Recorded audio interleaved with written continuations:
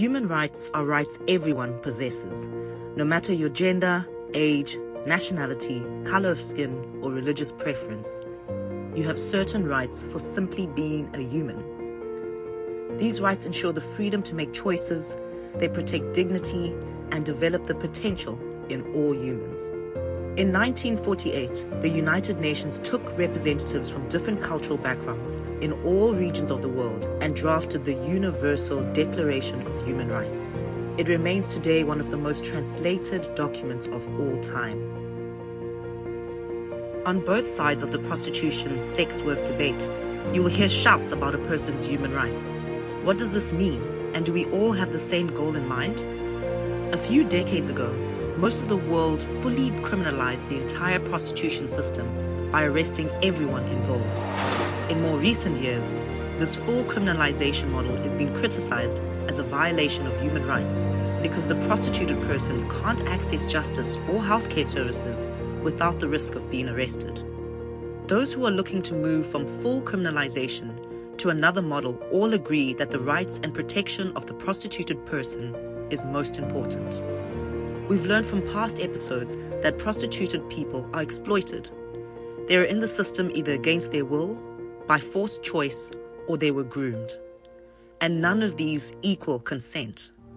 So let's take a look at how human rights should impact a country's decisions when addressing the prostitution system. It is a human right not to be held in slavery or servitude.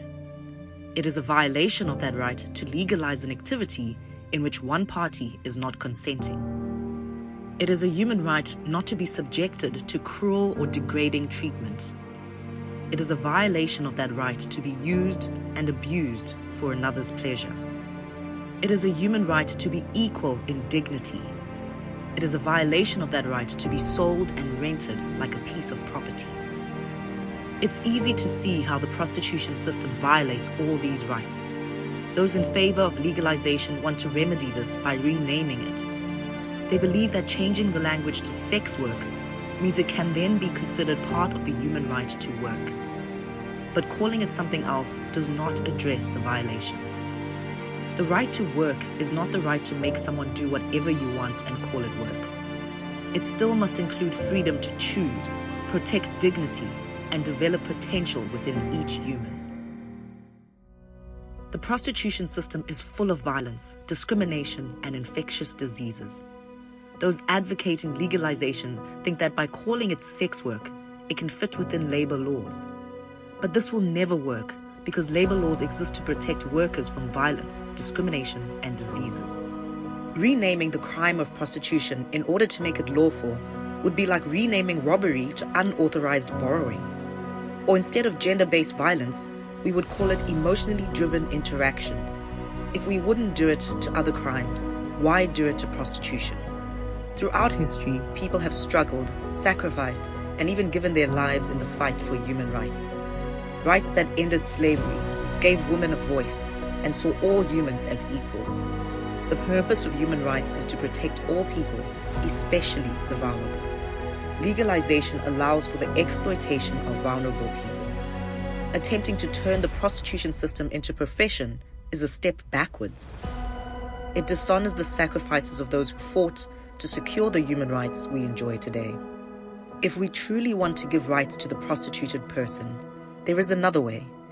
If we want to reduce stigma, there is another way. If we want to empower with dignified employment, there is another way. Let's end the demand. Only arrest sex buyers and other third parties perpetuating exploitation. Let's reduce the stigma through education and training. Let's offer exit programs and job opportunities as a way to empower the prostituted person. This is the Sankara equality model. It already protects human rights. No relabeling of crimes necessary.